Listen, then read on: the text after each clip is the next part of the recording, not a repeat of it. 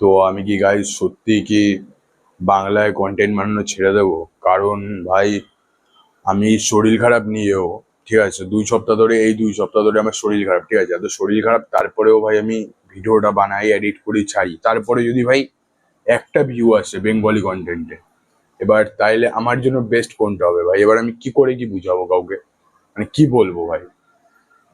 First video হিন্দিতে যদি বানাতাম, হিন্দিতে ভিউ আসে, ঠিক আছে, কিছু না কিছু ভিউ আসে, সব থেকে বড় কথা হচ্ছে হিন্দিতে তো ভিউ চলে আসে, বেঙ্গলিতে ভাই এত কম ভিউ আসে কেন ভাই? বেঙ্গলি মানে একটু নিচু ক্রিয়েটারদের এরকম কিছু নাকি ভাই? আমি বুঝি না ভাই এই জিনিসটা কেন ভাই।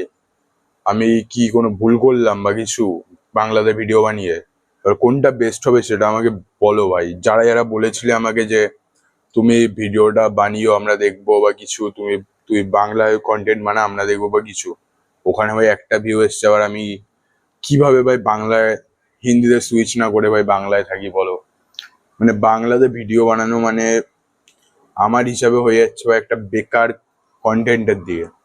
এবার আমি বলবো না যে বাংলা খারাপ, হয় বাংলা তো আমাদের মাতৃভাষা ভাই, সেটা বুঝলাম, কিন্তু এরকম যদি ভাই একটা ভিউ ভাই, কমসে কম 10টা ভিউ আসুক, একটা শর্ট ভিডিও ভাই, সেটা মানে এরকম ভাবে হইলে তো ভাই ডে 30 কি তার আগেই কান্না ছেড়ে দিতে হলো বাংলা।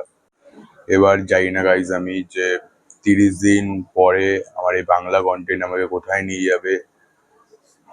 আমি 30 দিন অব্দি নিজের থেকে 100% দিয়ে চেষ্টা করে যাব।